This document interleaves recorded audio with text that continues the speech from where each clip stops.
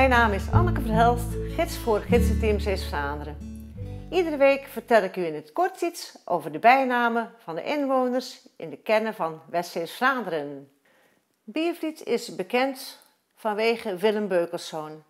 Willem Beukelszoon was namelijk de man die het haringkaken op zee uit heeft gevonden.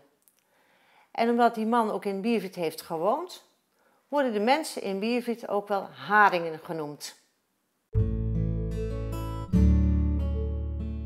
Biervliet, eringskoppen. Hier is Willem met zijn kaken, schreeuwen ze in Biervliet van de dagen. Maar als ze er grootste op, het is en blijft toch eringskop.